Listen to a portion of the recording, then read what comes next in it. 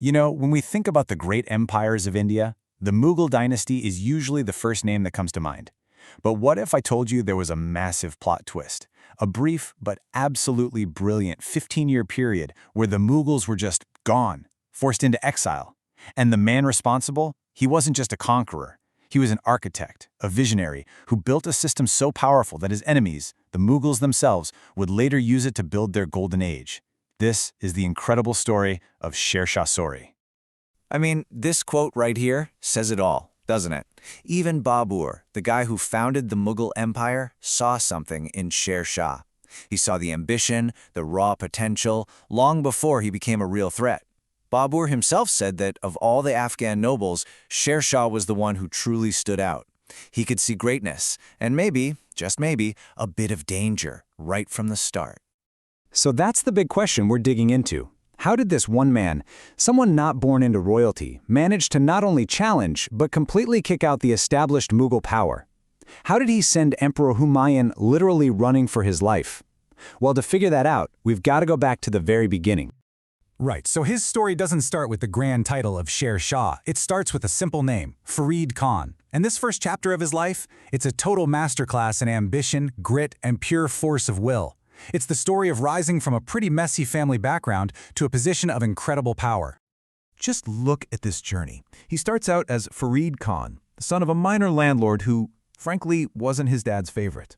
So he leaves home to get an education. When he finally comes back to manage his father's lands, he does such a good job that his own family gets jealous and forces him out. But that doesn't stop him. He just keeps working his way up the ladder until, bam, a huge victory at the Battle of Surajgarh makes him the undisputed ruler of Bihar. This guy literally made his own destiny. And that name he's so famous for, Sher Khan? Yeah, he wasn't born with it. He earned it. The legend goes that during a hunt, he killed a tiger all by himself. The governor of Bihar was so blown away by his courage that he gave him the title Sher Khan, which means Tiger Lord. Honestly, a name that could not have been more perfect for him. Okay, so with Bihar firmly under his control, Sher Khan's ambition just exploded. He wasn't thinking small anymore. He set his sights on the ultimate prize, the throne of Hindustan itself, which was currently occupied by Babur's son, Humayun. Now, the Battle of Chausa in 1539 is a classic case of strategy just crushing brute strength. Humayun had the bigger army, no doubt, but he totally underestimated his opponent. After they agreed to a truce, the Mughal camp got lazy. They were celebrating, completely unprepared for anything. Sher Khan, always the opportunist, saw his chance. He broke his word and launched a devastating surprise attack. The Mughal army was completely wiped out, and Emperor Humayun had to flee, barely escaping with his life. And the knockout punch came just 1 year later. At the Battle of Kannauj, Sher Khan beat Humayun again. But this time, it was final. Humayun was forced out of India completely, starting a 15-year exile in Persia. And Sher Khan? Well, he now took the title Sher Shah, the supreme ruler of northern India.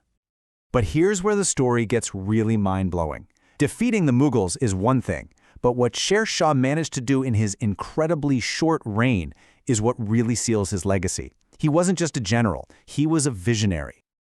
Just 5 years. That's it. That is all the time he had as emperor to completely rebuild an entire empire from the ground up. It's just incredible when you think about it. So, first things first, he brought order to the chaos. He created this super clear, organized system. He divided the empire into 47 provinces, which were called sarkars. Then, each of those was broken down into smaller districts, or parganas. This kind of structure was a total game changer for its time.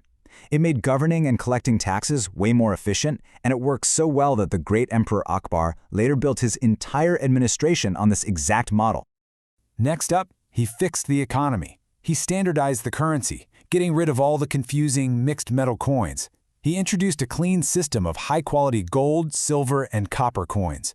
But his biggest innovation? That was the standardized silver coin, the rupiah. It was so pure and so consistent that it stabilized trade across the whole empire. And get this, it became the foundation for the modern rupee we see today in India and Pakistan. And the man was a builder. He rebuilt and extended the ancient Grand Trunk Road, creating this massive highway for trade and communication. And along this road, he built over 1,700 rest houses or sarais for travelers. Now, these weren't just motels. They were genius. They also worked as post offices, creating a super efficient postal system. Oh, and he also reformed the tax system to protect peasants by giving them actual legal deeds for their land. But history is messy, right? No great figure is ever a simple hero. For all his administrative genius, Sher Shah's reign has a dark chapter, one that really complicates his legacy and shows us a much more ruthless side. Historians have really wrestled with this one incident. And this quote from Dr. K.R. Kannauj, a top scholar on Sher Shah, just perfectly captures how serious it was. He's talking about the Siege of Raisin. So here's what went down. During the siege of the Raisin fort, Sher Shah gave its Rajput ruler, Puran Mal, a solemn oath on the Quran itself: surrender, and your people will be safe. So Puran Mal accepted. But once the Rajputs were out in the open, Sher Shah went back on his word. His forces surrounded them and massacred them. It was an act of brutal treachery that really stands in sharp contrast to his reputation as a just ruler. Despite the stain of Raisin, Sher Shah's ultimate legacy is just profound. And kind of ironic. He's often called the forerunner of Akbar because, in a way, he accidentally laid the perfect groundwork for the golden age of the very dynasty he had kicked out. Think about it. When Humayun's son, the legendary Akbar the Great, finally came back to power, he didn't have to start from scratch. He found a system of administration, tax collection, and infrastructure already humming along, all thanks to his father's greatest enemy. Akbar was smart. He took Sher Shah's reforms, refined them, and used them to build the Mughal Empire into the powerhouse it became. So, let's wrap this all up. If you're going to remember 5 things about Sher Shah Suri, these are it. 1. He was a master strategist who rose from nothing to topple an empire. 2. An administrative genius who literally wrote the playbook for Akbar. 3. An economic reformer whose rupiah is still with us. 4. A visionary builder who connected the entire subcontinent. And 5. He was a complex figure, a brilliant leader whose legacy is also marked by moments of terrible cruelty. And that brings us to our final thought.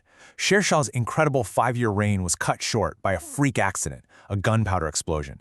He built so much in such a ridiculously short time, which just leads to this massive question. What if he had lived for another 20 years? Would the Sur Empire still be around? Would the Mughals have ever made a comeback? It's one of history's most fascinating what-ifs.